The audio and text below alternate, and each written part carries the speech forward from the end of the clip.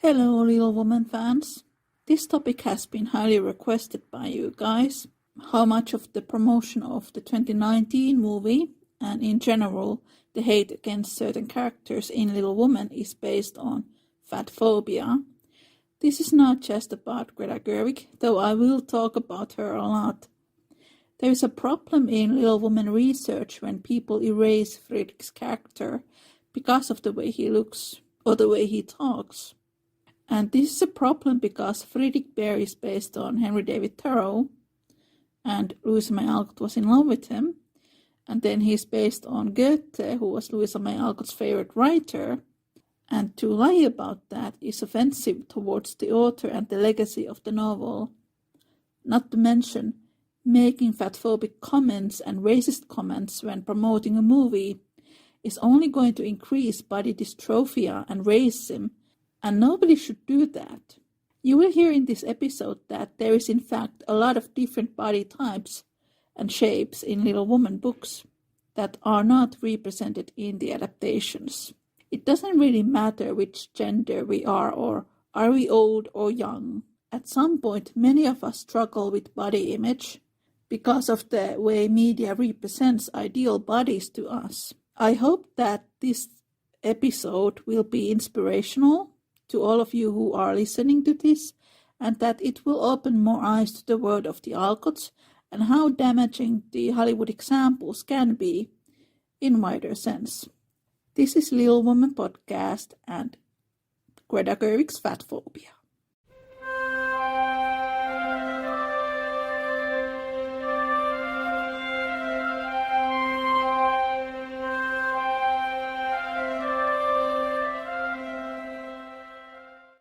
Did you know that there is an open secret about Louisa May Alcott, and it has been going on about good 150 plus years? Yes, Louisa May Alcott was a huge fan of dad bods. Dad bods made her go wild. I got you there, didn't I? In all seriousness, there's a huge amount of Little Woman critics who are all fatphobic, may they admit it or not, and that is what we are going to talk about in today's episode. This episode really got started when I received this comment to one of my earlier Q&A videos. Quote, "This is less a question than an observation. A huge part of what is disappointing about a lot of these adaptations, including the Gerwig one, is that it's 2020s and nobody doesn't want to talk about the fact that a huge part of the bear hate stems from fatphobia. And honestly, that brilliant, goofy, nerdy people don't make romantic leads, and I am pretty sure Louisa May Alcott would agree. I always imagined someone with maybe Sean Astin's body type playing the part." End quote. The next thing that I am going to say is legitimate. You can find most Louisa May Alcott novels in the public domain, so you can check this out. In every single Alcott novel, where the Louisa type of protagonist falls in love or marries, the romantic partner always looks the same. They all have the same body type. They are all tall and heavily built. One of Friedrich's models was the German poet Goethe, and if you look at pictures of Goethe, he is this middle-aged man with broad shoulders and very tall and heavily built. And all Louisa May Alcott's romantic heroes look like that. Some of them have beards. And surprisingly many of them speak with German accents. John Gerwig was a German soldier that Louisa nursed in the war. He was a tall and a bit stout, with a brown beard. Louisa wrote in her diary that she found him handsome, and Adam in her book Moods and David in Work look like that as well. The female protagonist is always fixated on their looks and their, quote, manliness. What is to be noticed is that this is the first time in the novel when Jo feels physically attracted to a man, and Jo and Laurie were friends, but Jo was never attracted to him, and also in the book, when Jo left to New York, she went there because she felt uncomfortable about the way Laurie was harassing her, so she really has no obligations to feel guilty about experiencing her sexual awakening with this, in her eyes, very sexy and handsome German man. and maybe we should remind the critics that what is sexy and handsome to Joe is not sexy and handsome to everyone. The first time Joe actually sees Friedrich in the novel is when Friedrich is helping a little servant girl to carry a heavy hoard of coal. Let's think about Little Woman 2019. Friedrich is staring at Joe, who doesn't really pay any attention to him. The girls, who Joe is supposed to be looking after, play around her, and I don't know, have you noticed this? But Saoirse Ronan's Joe doesn't seem to like children at all, so there isn't any kind of connection between Joe and Friedrich. In the book, when Joe is in New York, her entire time in New York is building the connection between her and Friedrich. Greta Gerwig erases these scenes because Greta Gerwig is a fatphobic. Quote, Mrs. K told me he was from Berlin, very learned and good, but poor as a church mouse, and gives lessons to support himself and 2 little orphan nephews, whom he is educating here, according to the wishes of his sister, who married an American. Not a very romantic story, but it interests me, and I was glad to hear that Mrs. K lends him her parlor for some of his schoolers. There is a glass door between it and the nursery, and I mean to peep at him, and then I'll tell you how he looks. He is almost 40, so it's no harm, Marmee. End quote. I was thanking my stars that I'd learned to make nice buttonholes when the parlor door opened and shut, and someone began to hum "Kennst du das Land" like a big bumblebee. It was dreadfully improper, I know, but I couldn't resist the temptation, and lifting one end of the curtain before the glass door, I peeped in. Professor Bear was there, and while he arranged his books, I took a good look at him. A regular German, rather stout, with brown hair tumbled all over his head, a bushy beard, good nose, the kindest eyes I ever saw, and a splendid big voice that does one's ears good after our sharp or slipshod American gabble.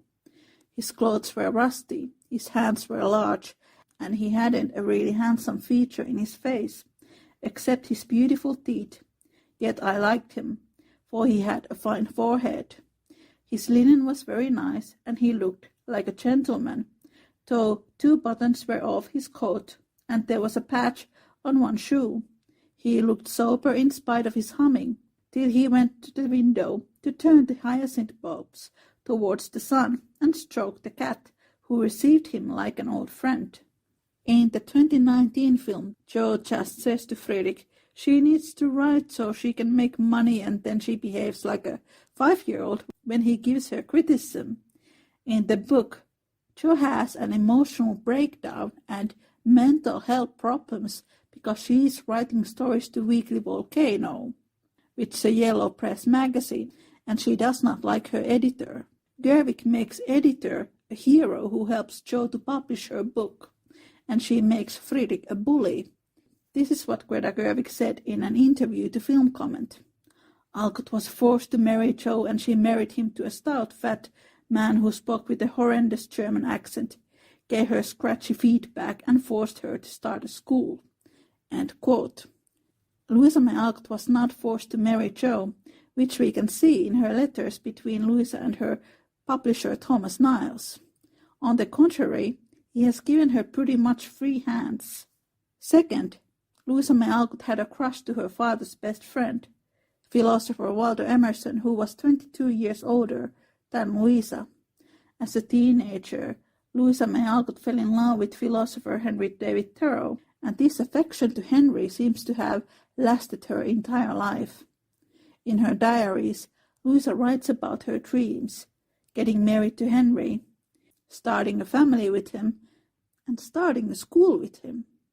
Yet, here we have Greta Gerwig saying that Friedrich, quote, forces Joe to start a school. This is what Joe says in the chapter Harvest Time in Little Woman. Just understand that this isn't a new idea of mine, but a long-cherished plan. Before my Fritz came, I used to think how, when I'd made my fortune and no one needed me at home, I'd hire a big house and pick up some poor, forlorn little lads who hadn't any mothers, and take care of them, and make life jolly for them before it was too late. I see so many going to ruin for want of help at the right time, at the right minute. I love to so do anything for them. I seem to feel their wants and sympathize with their troubles. I know I should so like to be a mother to them. Greta Gerwig lied. Some people might say, why is that so important? Well, trust is essential to human relationships. The basic fabric of society depends upon trust. Lies destroy trust. Real lives are destroyed by lies. In this case, people's general knowledge about a book classic is destroyed by a money-hungry Hollywood director. And lying to people is offensive. Lying about Louisa May Alcott's life for your own advantage is offensive. Here is the definition of fatphobia. Weight bias, sometimes also called fatphobia or weight stigma, describes the negative attitudes and stereotypes surrounding and attached to larger bodies. Further, fatphobia is an abnormal and irrational fear of being fat or being around fat people. In a lot of these interviews where Greta Gerwig promotes her Little Woman, Greta Gerwig makes comments on Friedrich's weight, calls him fat and stout, etc. If you have ever seen pictures of Greta Gerwig, she's not a skinny woman. She's a plus-size woman. Why does a plus-size woman make fatphobic comments about a plus-size fictional character? I don't know why she says these things, but it does feel very hypocritical. In an interview to Vogue, Gerwig told how could Jo say no to handsome Timothée Chalamet, and that she hired, quote, Hot Bear because Jo needs to feel herself as a winner. Laurie is based on Alcott's ex, Larry Wisniewski, and I don't know why people don't talk about this more, but Greta Gerwig's Laurie doesn't have any kind of character arc or growth in the movie, and Gerwig herself says that Laurie is an award or a prize for Jo or Amy. This is completely messed up because in the novel, Laurie behaves terribly towards Jo. It is offensive to Jo's character to say that he is a prize, and he actually works for Amy because he wants to be worthy of her love, but that is not in the movie. This is a quote from Little Woman fan Jimena Escotto. The hypocrisy of the filmmakers is unbelievable. They complain about Bear's looks, but ignore the fact that Jo was never superficial, and that she herself looked unconventional. Some of you might have heard this quote from Louisa May Alcott, where she says that she gave Jo a funny match. What is important to realize is that Louisa often called herself as a funny-looking girl. She didn't consider herself very pretty, and Jo is not written to be beautiful. She's a funny-looking girl too, so why wouldn't a funny-looking girl fall in love with a funny-looking man? If you look at a picture of Henry David Thoreau, we could say that he looks eccentric and distinctly individual, but maybe not handsome. But to Louisa May Alcott he was handsome, because Louisa loved him. There is this picture of Henry David Thoreau in his 40s. He has gained more weight and he has a beard. When Jo describes Friedrich in Little Woman, it is actually Louisa May Alcott describing Henry David Thoreau. When it comes to Jo, she is very tall. She has long brown hair and her face is kind of long, and her skin is tanned because she spends so much time outside. In the 19th century, all of these qualities were considered unattractive. Amy, who is petite blonde, was considered pretty because in general, blonde hair was an ideal back then. Meg, who is described to be plumpy, was considered traditional beauty because for a woman to be more curvy was seen more beautiful and being a bit plumpy was acceptable. If you have read Anne of Green Gables, Diana Barry is described to be plumpy and a plus-size girl when she grows up. Anne always thinks that she is very pretty because Diana fits into the beauty standards of the time better than Anne, because Anne is skinny and has red hair and freckles. This is another interesting bit about Louisa May Alcott's writings. I don't think people fully realize how much body diversity there actually is in her books. In the book fandom, there has been talk about the way Meg could very well be played by a plus-size actress, because she is described to be plumpy. The fact that Meg in the book is considered to be the most beautiful of the March sisters, and that she is a plus-size woman, what a great example that would be for people today who watch Little Women adaptations. It is the same with Anne of Green Gables. Hollywood has not made a version where Diana Barry has been played by a plus-size actress. Let's face it, most people don't know that Meg and Diana are described this way in the original material. Another thing about Jo is that she has tanned skin, because she likes to spend time outside. In the 19th century, brown skin was not considered attractive at all, because it was a sign that you worked outside a lot, which meant that you were part of lower class. And if you had a fair skin, it meant that you didn't need to work and you could spend more time inside. Then we of course have Laurie, who is half Italian in the book, and he has brown skin, also not considered attractive quality in those times, which is an interesting choice from Louisa May Alcott, because Laurie is a millionaire heir. But his dark skin is one of the reasons why he feels as an outsider in Concord, and there was a lot of stigma and xenophobia against Italians in those times.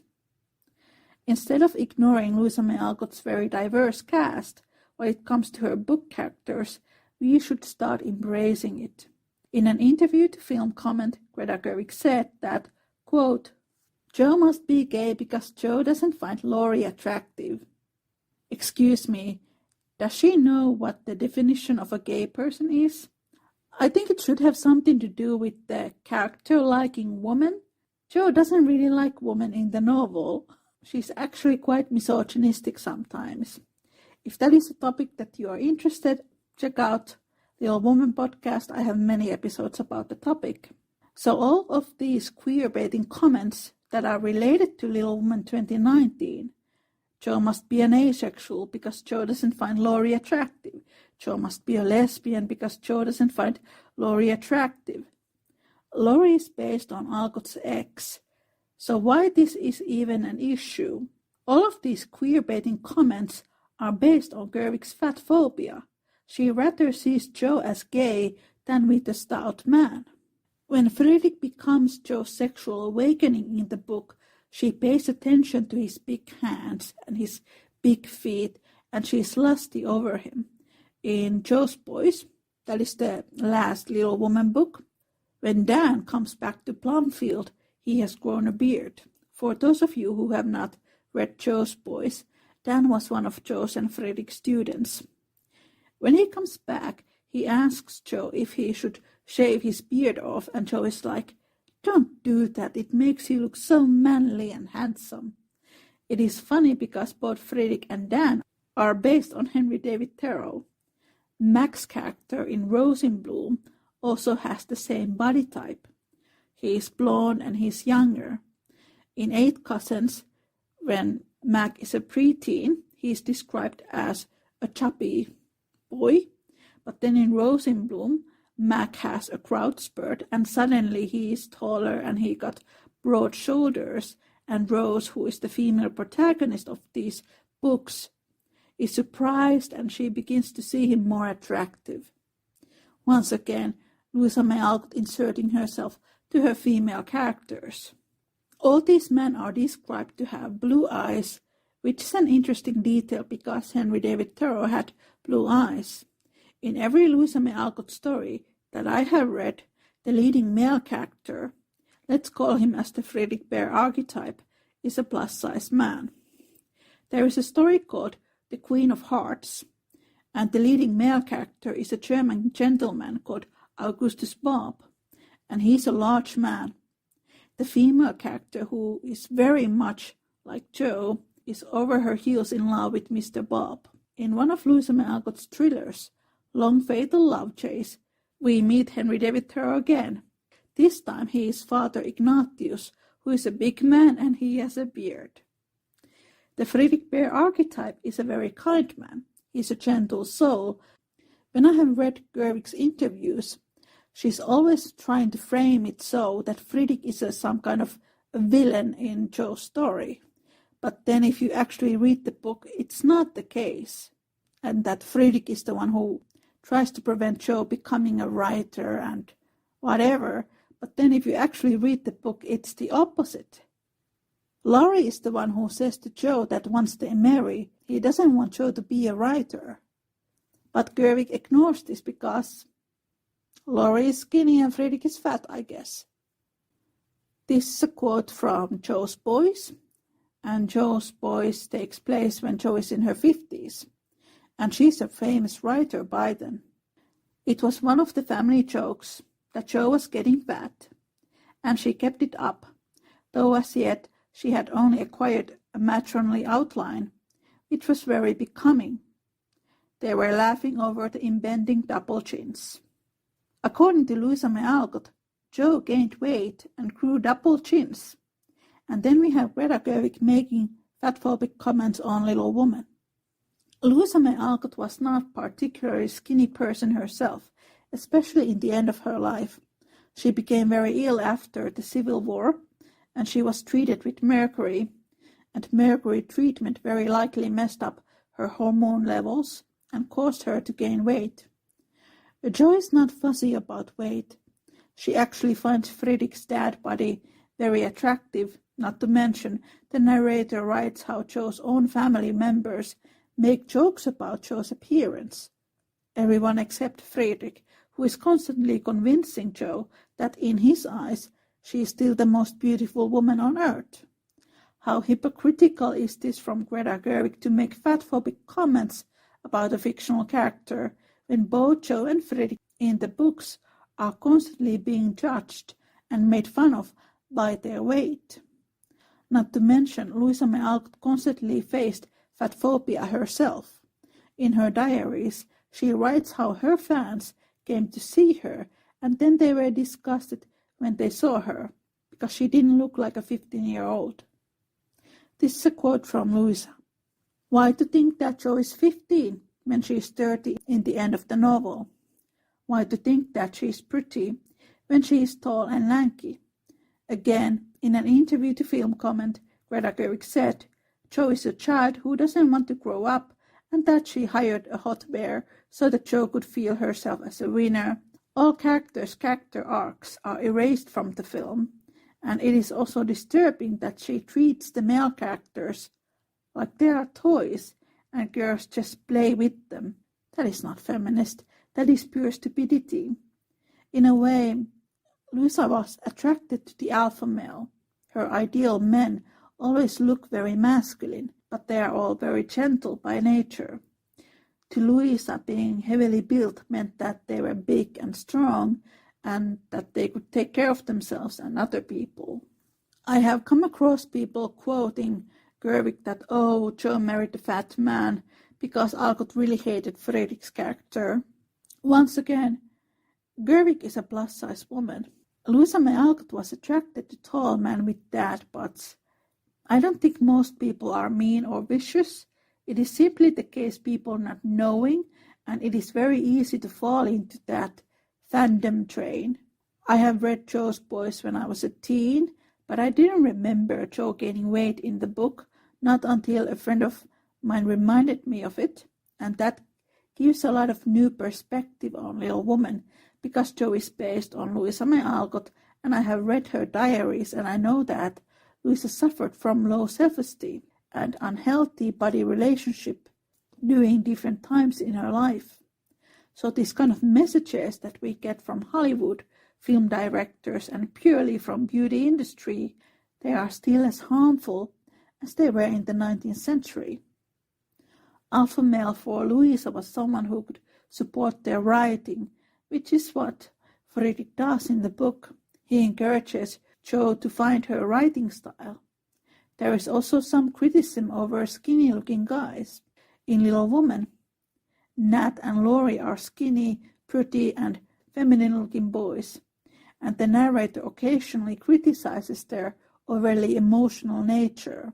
Laurie is often overly dramatic, and Nat is a daydreamer. These two boys are very sensitive, which raises an interesting question if part of that is the narrator's dislike of femininity.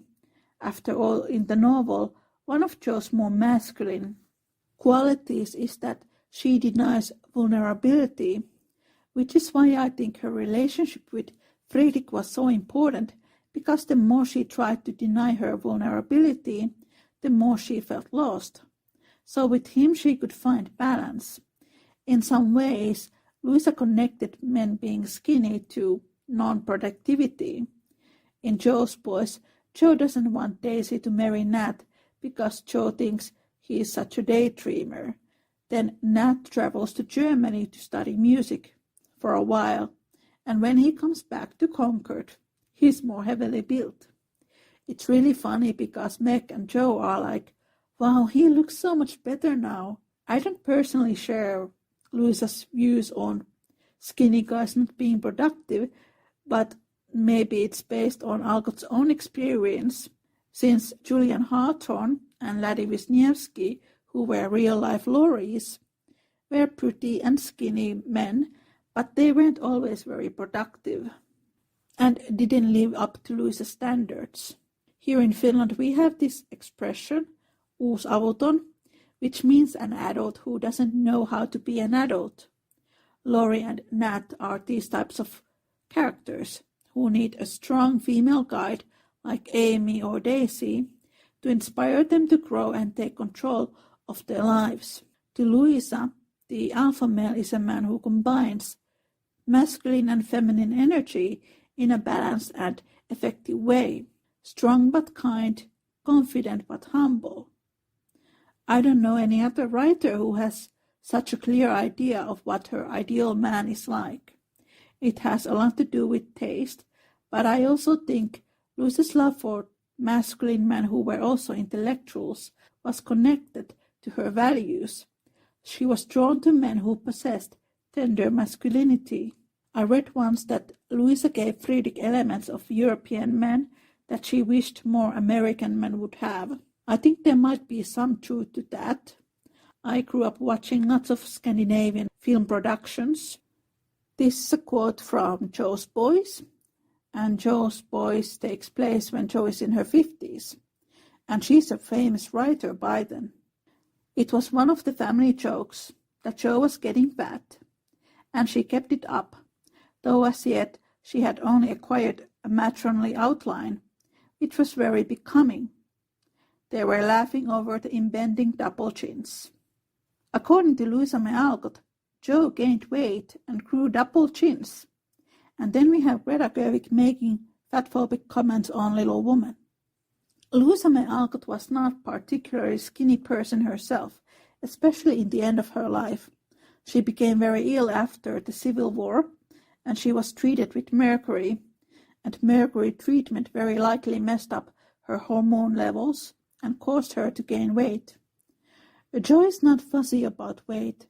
She actually finds Friedrich's dad body very attractive, not to mention the narrator writes how Jo's own family members make jokes about Jo's appearance.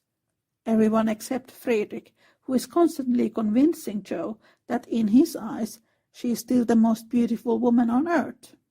How hypocritical is this from Greta Gerwig to make fatphobic comments about a fictional character when both Jo and Friedrich in the books are constantly being judged and made fun of by their weight. Not to mention, Louisa May Alcott constantly faced fatphobia herself. In her diaries, she writes how her fans came to see her and then they were disgusted when they saw her because she didn't look like a 15-year-old. This is a quote from Louisa. Why to think that Jo is 15 when she is 30 in the end of the novel? Why to think that she is pretty when she is tall and lanky? Again, in an interview to Film Comment, Greta Gerwig said, Jo is a child who doesn't want to grow up and that she hired a hot bear so that Jo could feel herself as a winner. All characters' character arcs are erased from the film, and it is also disturbing that she treats the male characters like they are toys and girls just play with them. That is not feminist, that is pure stupidity. In a way, Louisa was attracted to the alpha male. Her ideal men always look very masculine, but they are all very gentle by nature. To Louisa, being heavily built meant that they were big and strong and that they could take care of themselves and other people. I have come across people quoting Gerwig that, oh, Joe married a fat man because Alcott really hated Friedrich's character. Once again, Gerwig is a plus-size woman. Louisa May Alcott was attracted to tall men with dad butts. I don't think most people are mean or vicious. It is simply the case people not knowing, and it is very easy to fall into that fandom train. I have read Joe's Boys when I was a teen, but I didn't remember Joe gaining weight in the book, not until a friend of mine reminded me of it, and that gives a lot of new perspective on Little Woman, because Joe is based on Louisa May Alcott, and I have read her diaries, and I know that Louisa suffered from low self-esteem and unhealthy body relationship during different times in her life. So these kind of messages that we get from Hollywood, film directors, and purely from beauty industry, they are still as harmful as they were in the 19th century. Alpha male for Louisa was someone who could support their writing, which is what Friedrich does in the book. He encourages Jo to find her writing style. There is also some criticism over skinny-looking guys. In Little Woman, Nat and Laurie are skinny, pretty, and feminine-looking boys, and the narrator occasionally criticizes their overly emotional nature. Laurie is often overly dramatic, and Nat is a daydreamer. These two boys are very sensitive, which raises an interesting question if part of that is the narrator's dislike of femininity. After all, in the novel, one of Jo's more masculine qualities is that she denies vulnerability, which is why I think her relationship with Friedrich was so important, because the more she tried to deny her vulnerability, the more she felt lost. So with him she could find balance. In some ways, Louisa connected men being skinny to non-productivity. In Jo's Boys, Jo doesn't want Daisy to marry Nat because Jo thinks he is such a daydreamer. Then Nat travels to Germany to study music for a while, and when he comes back to Concord, he's more heavily built. It's really funny because Meg and Jo are like, wow, he looks so much better now. I don't personally share Louisa's views on skinny guys not being productive, but maybe it's based on Alcott's own experience, since Julian Hawthorne and Laddie Wisniewski, who were real-life Lauries, were pretty and skinny men, but they weren't always very productive and didn't live up to Louisa's standards. Here in Finland we have this expression, uusavuton, which means an adult who doesn't know how to be an adult. Laurie and Nat are these types of characters who need a strong female guide like Amy or Daisy to inspire them to grow and take control of their lives. To Louisa, the alpha male is a man who combines masculine and feminine energy in a balanced and effective way. Strong but kind, confident but humble. I don't know any other writer who has such a clear idea of what her ideal man is like. It has a lot to do with taste, but I also think Louisa's love for masculine men who were also intellectuals was connected to her values. She was drawn to men who possessed tender masculinity. I read once that Louisa gave Friedrich elements of European men that she wished more American men would have. I think there might be some truth to that. I grew up watching lots of Scandinavian film productions, like Astrid Lindgren adaptations, and there are lots of male characters that look very masculine and are physically strong, but they are passionate and romantic with their partners, and they are very tender and they love children. So if you know someone who complains about Friedrich's looks, tell them that Louisa May Alcott wrote Friedrich to be her own ideal man. If someone has problems with that, they don't understand the author. When Louisa was asked to write Little Woman, she hesitated because her closest friends were all boys and then her sisters. Knowing Louisa's love for men and boys and masculinity, it makes a lot of sense that the men who she was attracted also looked a certain way.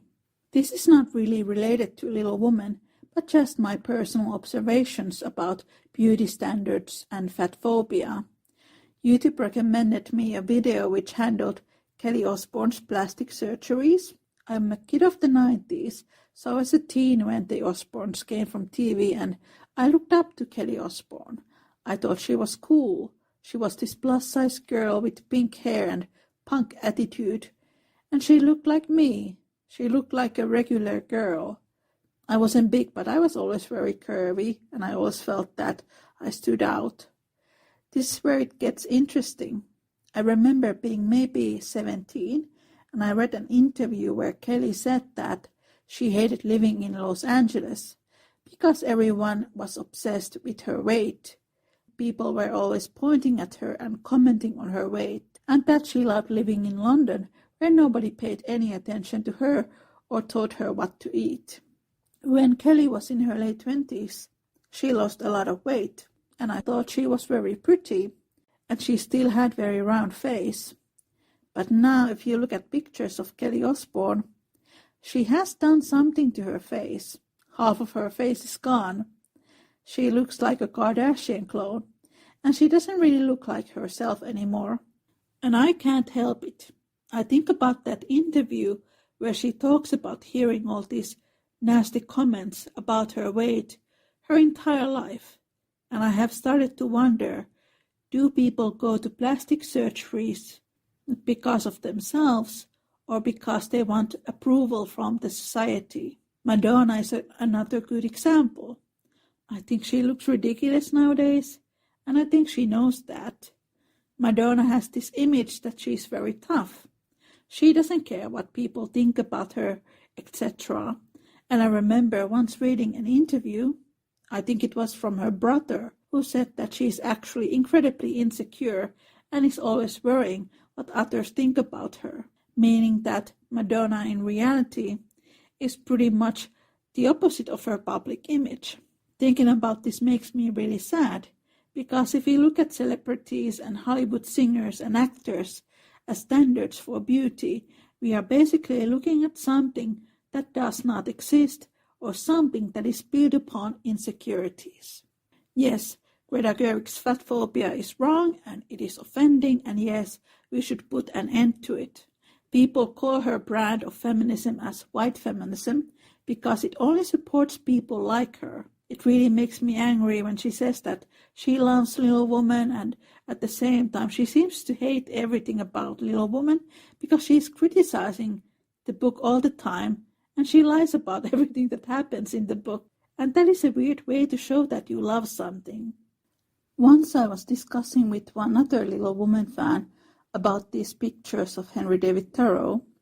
I remember her saying, "Why people call him ugly? He looks nice and he has these deep blue eyes and it feels like he's looking straight into your soul, even in these old photographs." When I have been making this podcast, a lot of people have commented how Gabriel Byrne in the 1994 movie looks a lot like Henry, and it is true. There's this illustration of Henry David Thoreau holding an umbrella, and he and Gabriel Byrne have very similar noses, and their body types were very similar. I also think Gabriel Byrne looks a lot like Goethe. Goethe was very stacked. He had these big, broad shoulders. And if you like that kind of thing, Goethe was very handsome. And I can imagine young Louisa May Alcott reading Goethe's biography and looking at this illustration of him and being a fangirl. Closest to the way Friedrich is written to look in the book is in the 2017 miniseries with Mark Stanley. He has the brown bushy beard and all. Then we have these more conventionally attractive Friedrichs like Louis Garrel and Rossano Brassi, who kind of represent the opposite what the book says about love beautifying a person. Friedrich thinks that Joe is beautiful because he loves her, and Joe thinks that he's handsome because she loves him, and the society thinks that they are both unattractive. Still, the 1949 Rossano Brasi version does Friedrich better than the 2019 because it handles his and Joe's relationship very seriously, whereas in Greta Gerwig's version the relationship is turned into a joke. She tries to manipulate people to hate them as a couple. There's a whole chapter in the 2019 Little Woman movie guide where Gerwig rants how she wanted to make a mockery of Joe's marriage. And then we have Louisa May Alcott's diaries where she talks about her loneliness and how she and Henry are going to reunite in the afterlife, which is pretty harrowing stuff. And then Greta Gerwig says that she loves Louisa May Alcott, she loves Little Woman. But you get a feeling that she didn't do any research.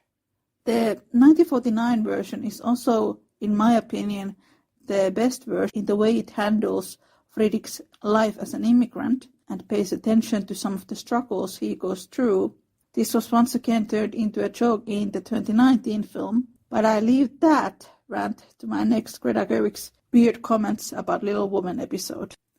Here is my conclusion. Meg is a plus-size woman in Little Woman. Friedrich is a plus-size man in Little Woman. Jo becomes a plus-size woman. And Louisa May Alcott was a plus-size woman in her later life. We make assumptions about people all the time based to the way they look. But we can make a decision. Are we going to make someone feel bad if we comment about the way they look like? When I was a child, I would have been over the moon if I had one of those curvy Barbies in the 90s. We have come so far as a society, and there are more people with different body types in the media, and yet 2019 Little Woman wasn't even that long ago, and people still continue quoting Greta Gerwig's fatphobic comments about Little Woman, when it seems that she hasn't even read the book. Thank you for listening.